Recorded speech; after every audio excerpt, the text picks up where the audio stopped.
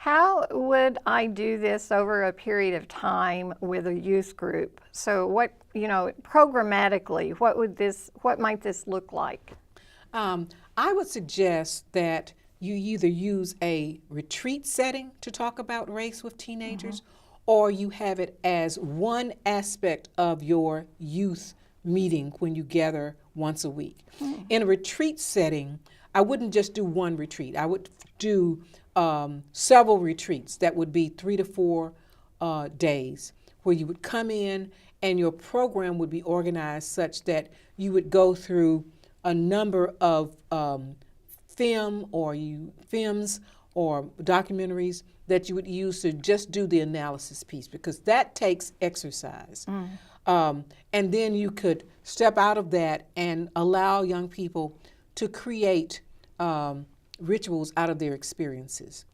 Sharing of stories would lead to what I think are rituals. And I'm not talking about formal rituals. I'm talking about informal rituals, like the Mexican or Mexican example that I gave.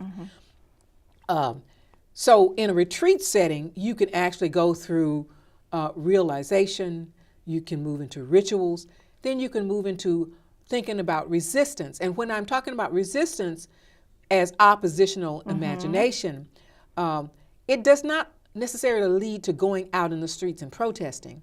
We're talking about ways of being a disposition, if you will. It's a disposition of how does one think now that they realize how racism functions in such a systemic way that shapes policies and the way people live. So these 3 steps of realization, ritual, and resistance can actually be continually moved through, cycled through, if you will, in a retreat setting. They can also be a way of cycling through them as one aspect of a youth group.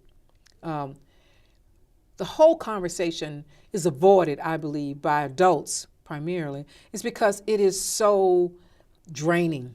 It's a difficult conversation, but it's an important and necessary conversation. So you can't just do this day after day after day. You just wear yourself out. That's not to say to take it lightly. That's just to say dedicate specific focused time on such a conversation within a youth group to keep them well exercised in actually doing the work of analysis. That's the realization piece. Okay, and I would say always have a set of questions, or using the same set of questions each time you do the analysis of that. What did you see? Now I don't have a set of questions that I can rattle off to you, but one of them is, what do you see? And what might this mean?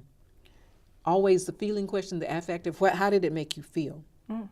Okay, could be a part of the questions that you ask over and over again as you look at visual texts that lend themselves to conversations about race. By doing that, then you kind of establish this routine of revisiting it on a regular basis within a youth group. And within the context of worship, you can ritualize the pain as well as the promise of moving through difficult conversations about race. So if in worship there is literature that is created, or there are songs that one sings, or even songs that are written, then that is also a part of this ritualizing that speaks to this awareness or realization that you have dropped into a 3-hour, 2-hour night youth meeting at your church or where your center or wherever it is.